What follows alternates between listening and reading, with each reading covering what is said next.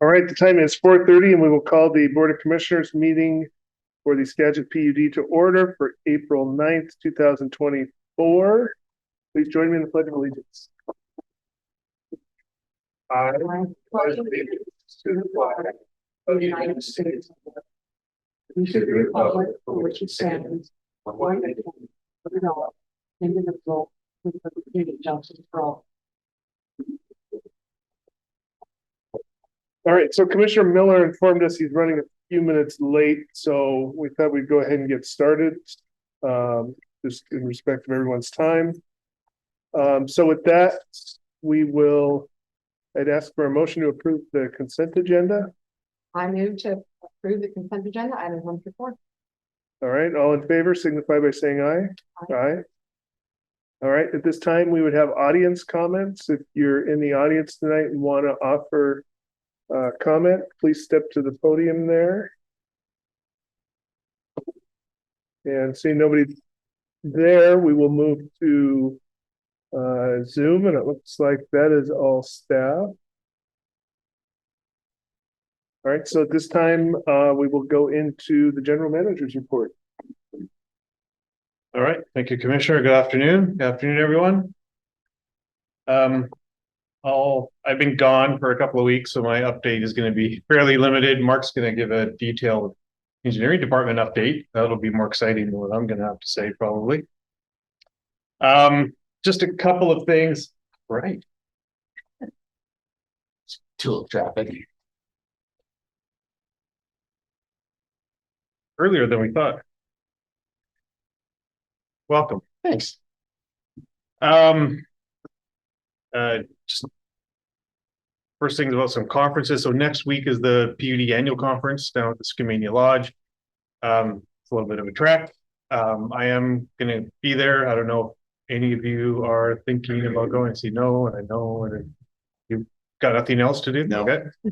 So that's going on next week. And then I think I included the next conference on that email I sent around to all of you, the Pacific Northwest Section conferences in Spokane in early May. And we have a top ops team that's going to be going and competing there. A couple of treatment plant operators, Riley and Mark Edwards, and our meter technician, Matt Walker, is going to be on the team as well. So I don't know if any of you are planning on being there. No? Bryn, were you going to go? Not to Spokane. Not to that I one. might be going to the Wellswood, Oh, okay. Next Next week. Okay. but I may go for just one day, not Yeah. the whole.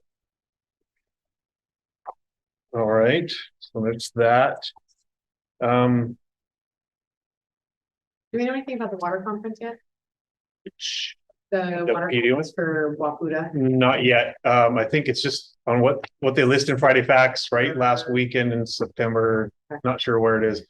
The PD has a water workshop planning committee, and so Mark and I usually sit on that. And so we've got them. They did a doodle poll to find out when we're available to start planning for it. So I think that's when we'll learn out where we'll learn when they're going to do it and where they're going to do it. So I'll let you know as soon as I find out. So. Okay. All right, and then just one other thing. I just wanted to. Since Kathy's here, I'll give her a pat on the back here. Kathy was at the Cedar Valley Council meeting last week and did a presentation over there. So just want to congratulate her for that. Thank her for doing it. Mayor Johnson was having a work session about the Human Resources Department, the value of having that position at the city. And so as part of my quarterly meetings with the mayor, we talked about that. And when I let her know how valuable Kathy was to the PUD from an HR perspective, she requested Kathy to come and talk at their work session. So Kathy did that last week. And I think it's just a good example of the impact of my meetings with the mayors and the good relationship that we have. So thanks to Kathy for taking time out of her own schedule to go and do that. And then we'll talk about the temporary water rights transfer and the irrigation when it comes up a little bit later. But yeah, that's all I got for now. All right. Now's Mark's That's it. You're up. now for the exciting part. Yeah. Tear it down.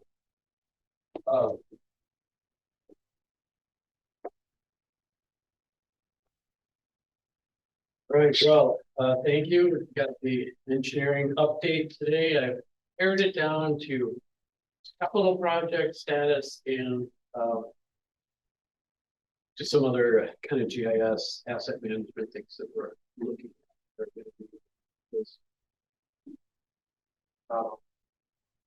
Next. This isn't on. I gotta turn it on.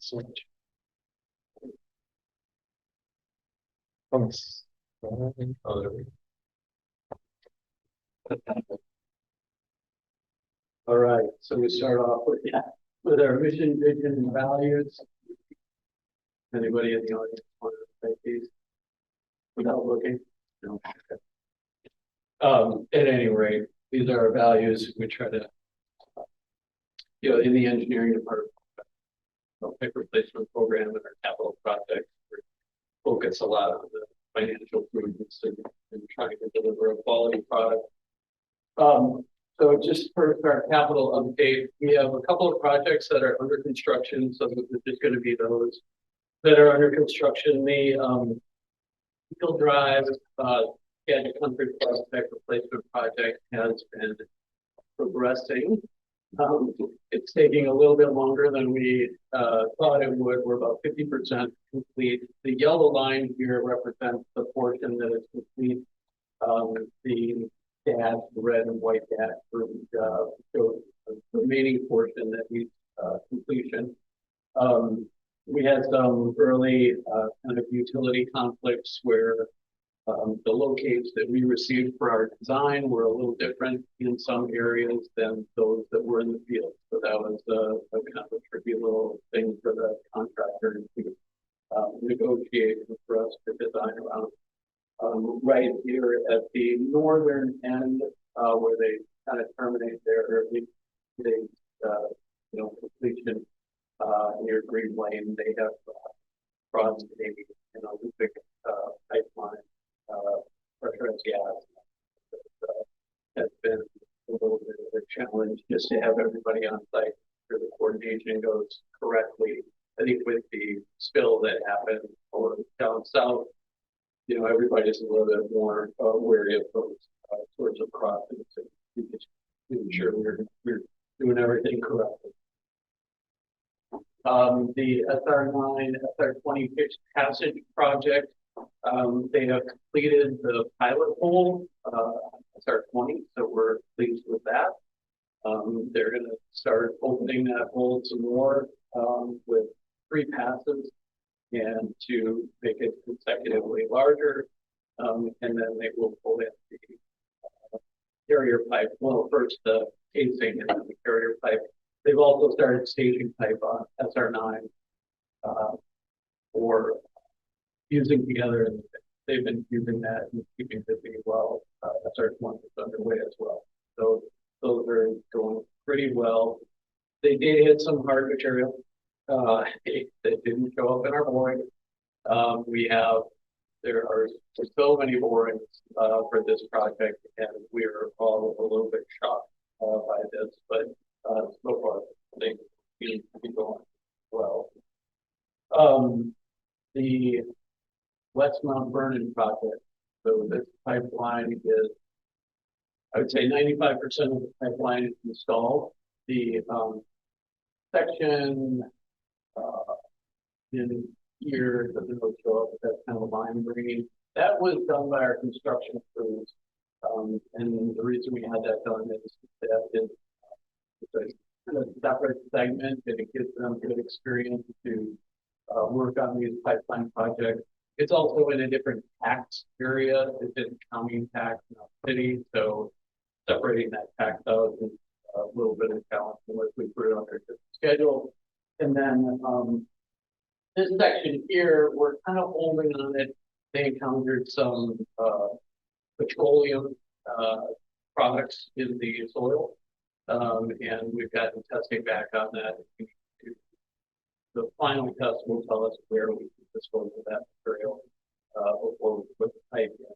We also, when we encounter those things, we also change our, depending on what material we're using, but we switched to a ductile iron pipe, and fiber gasket on that, so that the petroleum product with hydrocarbon still complement the plastic material, and then copper previously. The administration building, I'm not sure if you saw it, but and this picture reversed, but the lobby here, they started framing in for the glass, and some of the pieces of glass that are in the lobby. The roofs are 98% complete. They're working on HVAC ducting, a little bit of drywall up high. They're doing rough electrical. The stairway, the back staircase is in, so if you ever want to tour the second floor, it's very easy to get to the second floor. And the framing is nearly complete on the first floor, and they're working on the exterior framing on the stairwell, and the second floor stairwell is, or the second floor exterior is done, and they're going to start moving to framing in the walls. Second floor.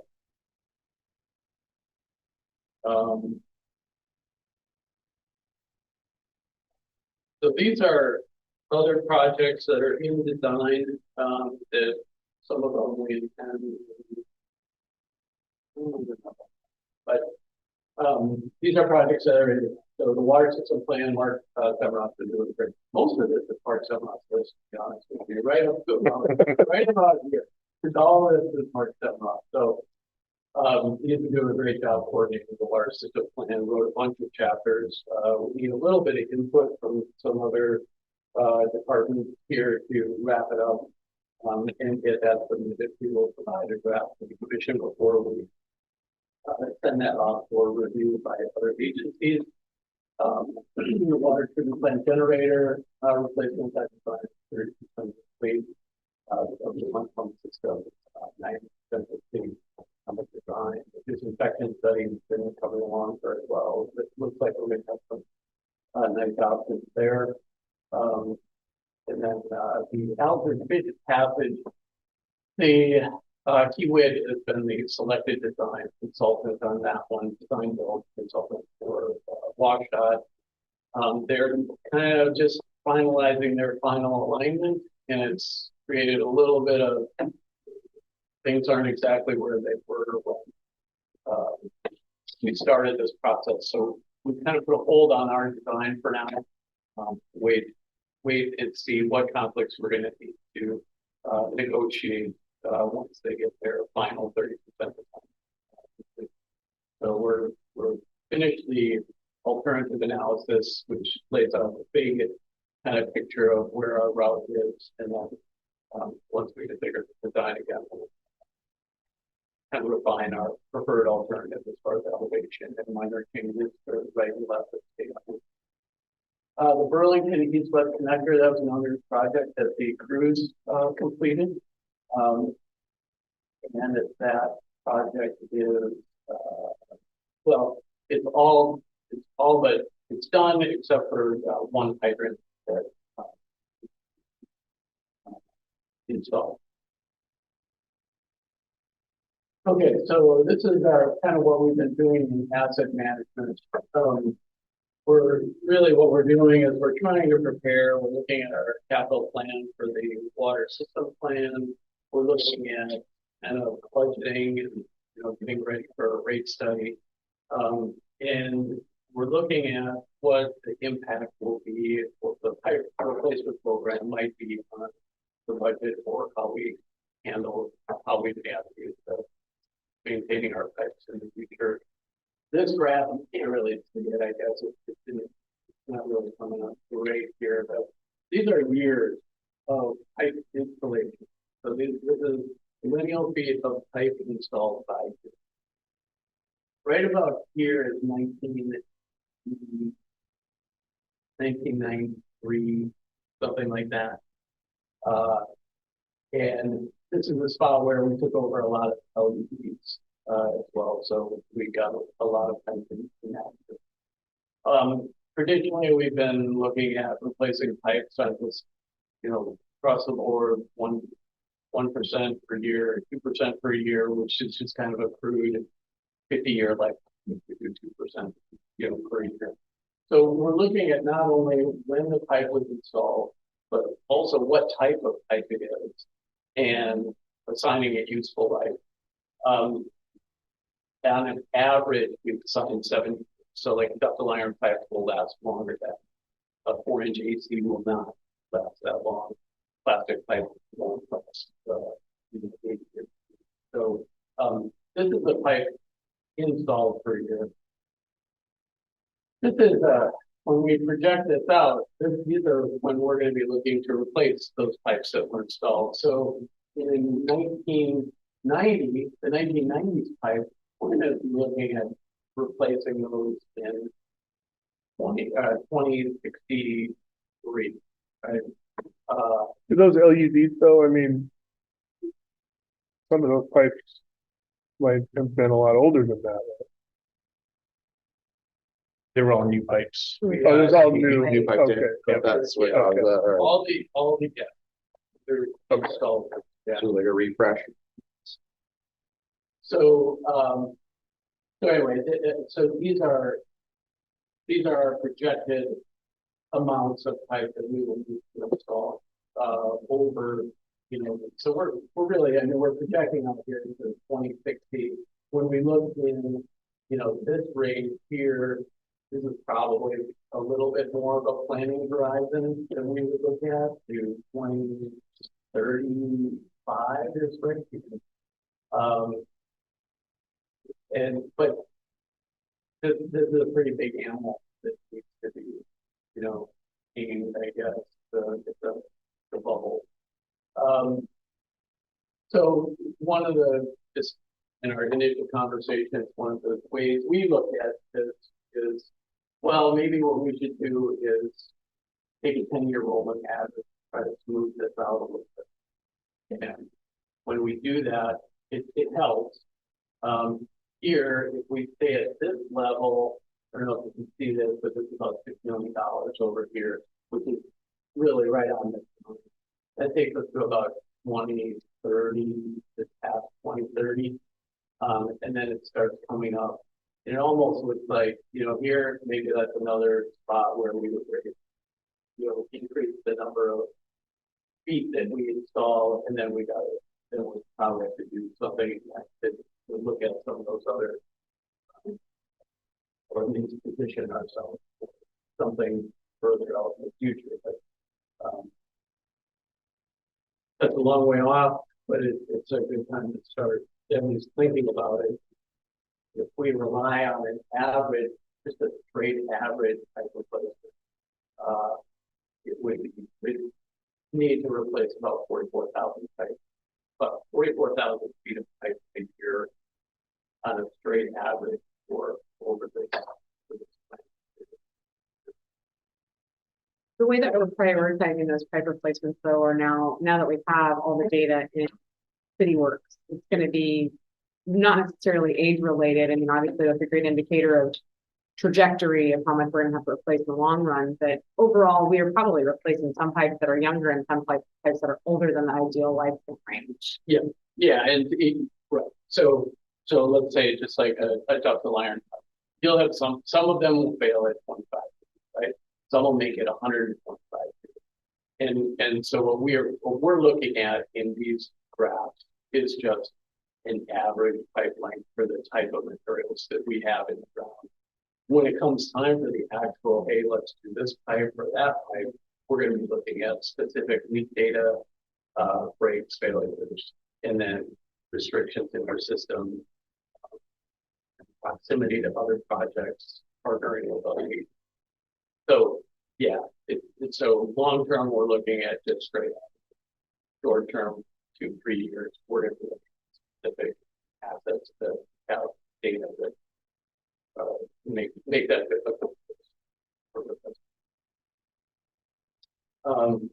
So that is all I was going to talk about. We're we're working through this to figure out to give a solution or options on how we can do this so we can go smart and position who comes after us. Making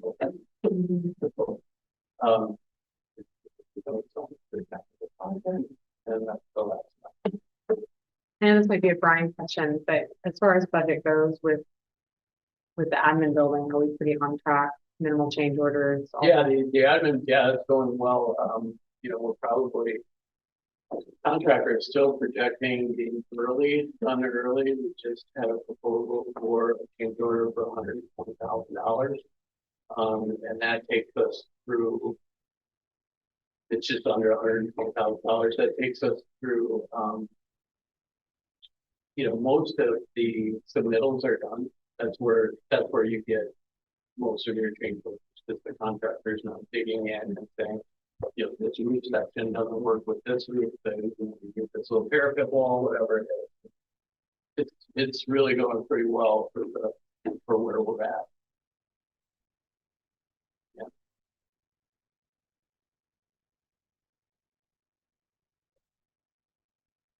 You want the numbers? I don't have a one. Whenever you time. Mike Ben, just he's out there managing before we put together and with the change order and backup, he did put together some random cost and projection. Oh, perfect. And so we're doing it. I think Brian's doing at the next meeting, financial update, so that might be a good time to share that with everyone. And yeah. Very good. Thank Thank you.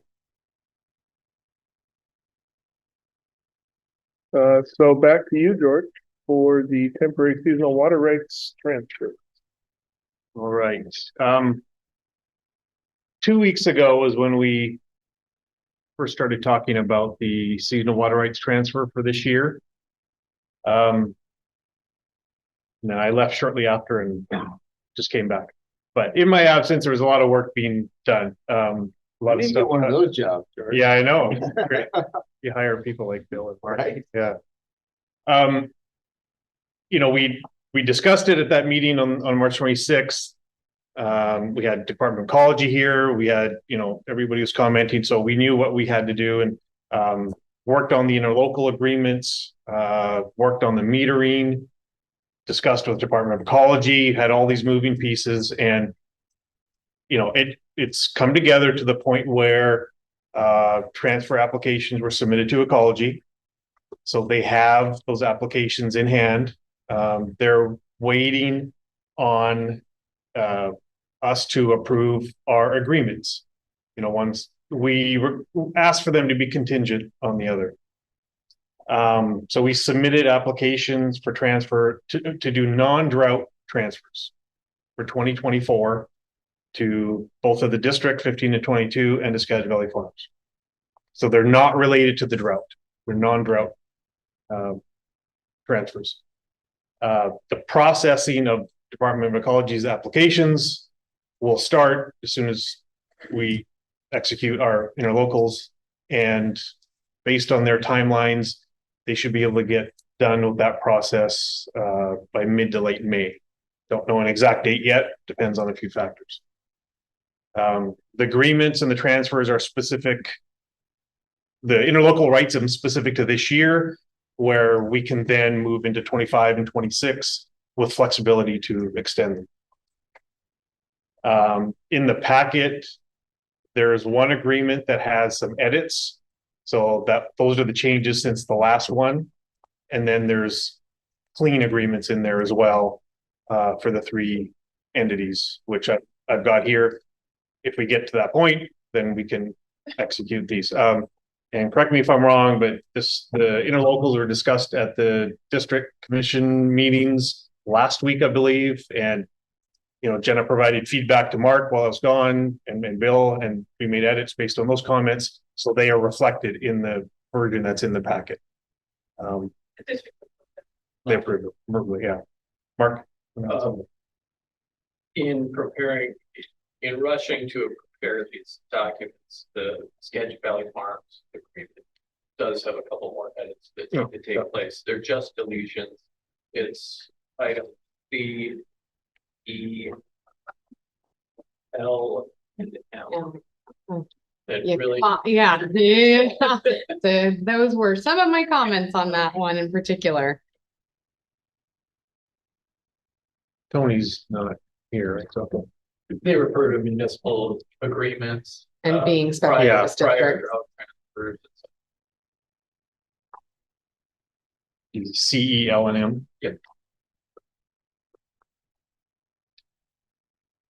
And then the other thing on, so I'll, I mean, I have, are we good to start making comments? Okay. I think my first comment is, I know that we've originally started discussing a 3-year. I know that this is just specifically, this interlocal is just specific to this 1 year. Is there a reason that we want to limit it to 3 years, or just put will be a readdressed year to year?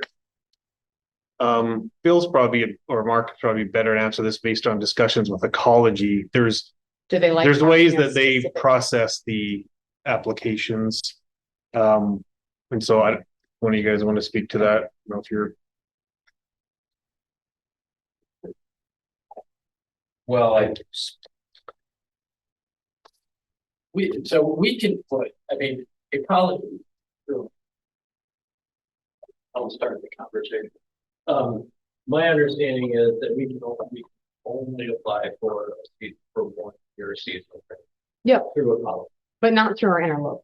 The interlocal can say whatever we want have to the say. ability to sign for years, but there's no guarantee that it's kind of empty language to put it in there. Will we endeavor to do that? Yeah. I've done intentionally. But we have the ability to provide the water. But you know, you can not absolutely sure what that level is going to be. We also want to look to the horizon a little bit, and you know, maybe think about a longer term solution where we don't need to go for a year-to-year transfer. And so we think that two years might get us to that point where we're all. Okay, no, I just saw specifically it said in the H3, the next 3 years, and then, which for the dike districts, I wasn't too shocked to see, but when we're talking about, say, Skagit Valley Farms and when this is more of kind of a trial period, year 1, I think having the language of saying 3 years or any promise of any consideration past this year, I'm not sure that Right. should be. Yeah, one other thing that I'm not a farmer, I don't grow crops, but one thing that kind of vision is providing some sort of stability and planning in their, you know, that they can count on. Yeah. And so if they're going to put money into purchasing these, you know, these water rights from us, we also want to give them some sort of assurance that, you know, there's a strong possibility that those will be there in future years so that they can plan accordingly. Gotcha. Yeah, like I said, I wasn't as surprised to see like multi-years mentioned in that first contract with the dike and drainage districts, but like with Skagit Valley Farms, that was a little bit more of a surprise to see that. It's still a pilot with Yeah. Skagit Valley Farms, you know, because they typically get fire hydrant meters from us. Yep. And we want to transfer water rights. So we want to evaluate the beneficial impact of doing that. And then just seeing how the process goes. But I think part of it is the planting. What can we plant? What can we project forward 2 years and 3 years? But those are the comments that I got from Skagit Valley Farm on, you know, how long can we get these? Because it'll allow them to maximize the benefit of the Yeah, water. and the way it's written, it's not legally binding. I mean, it just says, we'll Okay. consider in the Yeah. next 3 years, we'll consider for the, you know, anytime extension beyond 2026 shall be negotiated in good faith by December. The other, so yeah, it was C for Skagit Valley Farms in particular, special purpose district. And then I didn't know in D where it says shall allow them to divert water for the purpose of irrigation of agriculture. I don't know if we wanted to say from a surface water diversion or if that is, Ecology is that's restricting. what they're restricting. Yeah, Okay, so cool. they take care of that for us. And then E, again, that was, and then H, M. And then just a clarification on when it says, statement of work, 1II. SVF is only permitted to pump water from the established diversion point shown in the attached figure, in the following amounts and are over and above those permitted in SVF's interruptible water right. So does that mean above their ability to, like, what they're in addition of what they're able to pump? That was our intention, was that if it's,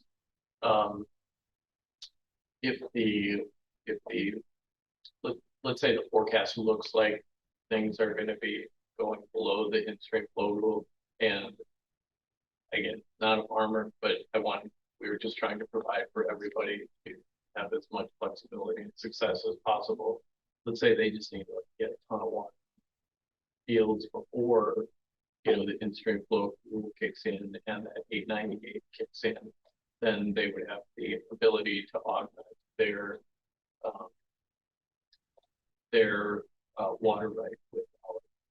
So it would be on top of their water right outside of the in-stream flow rule. So before or after the in-stream flow rule is operating. And ecology is completely fine with that.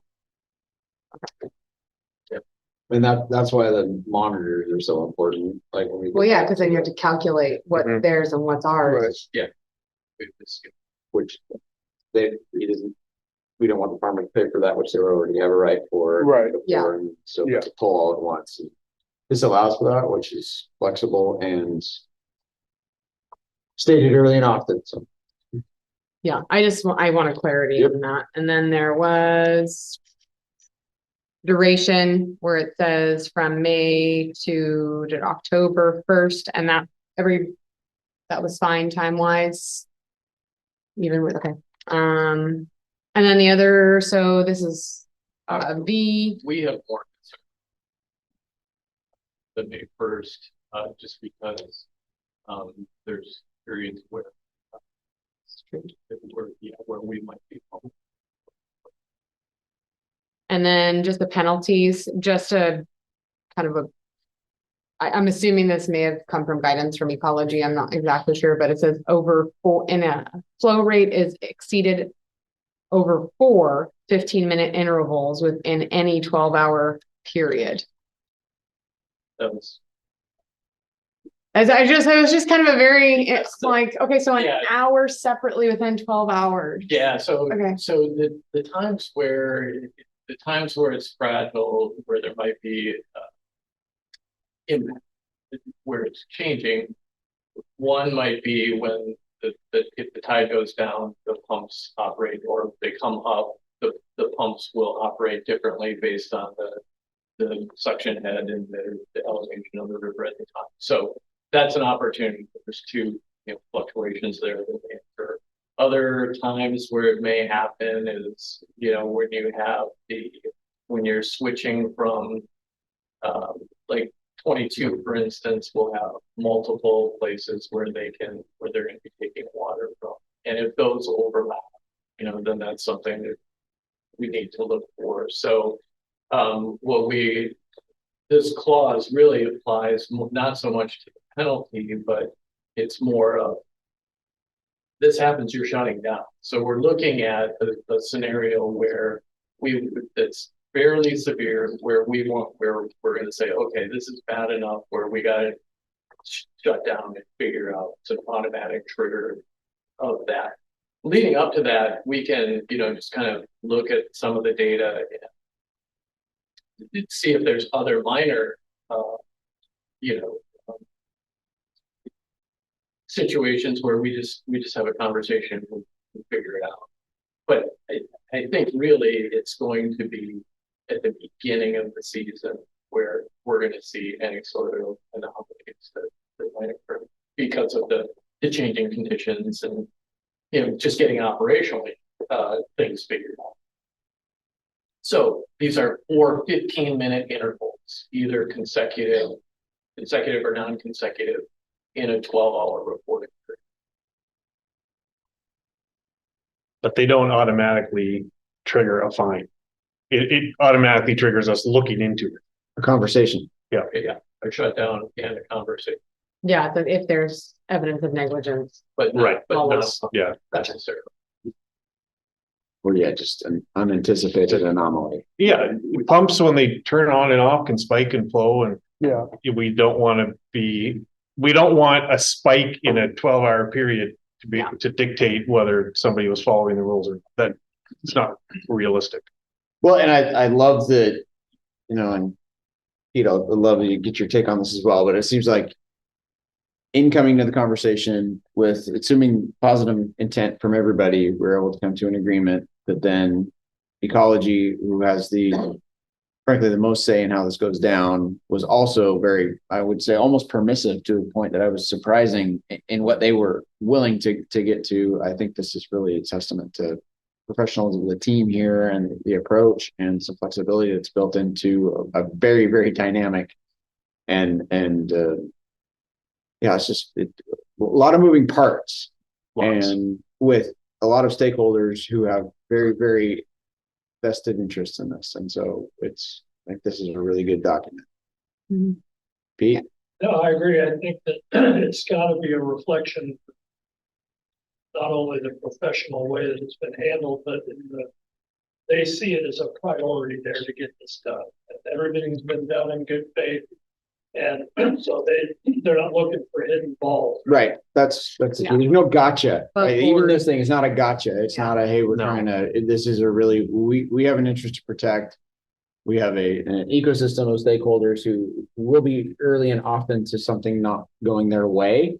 But since we all are headed in the same direction of getting water where it needs to be, when it needs to be there, I think I'm Well, excited about it.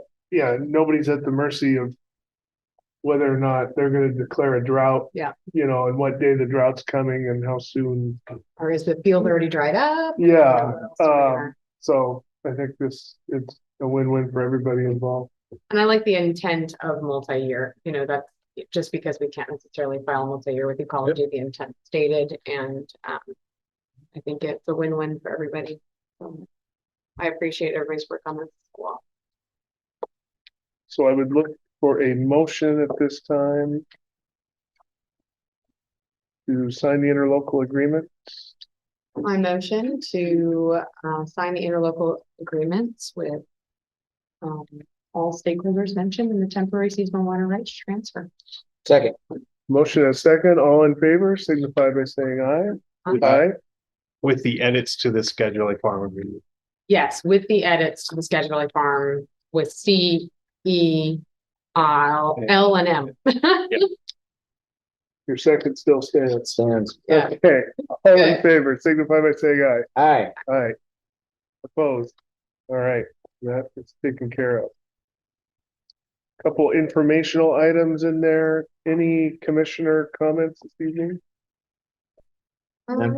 I did want to follow up with, which I will with Brian, I believe Nick Cody was here from a neighbor's leak.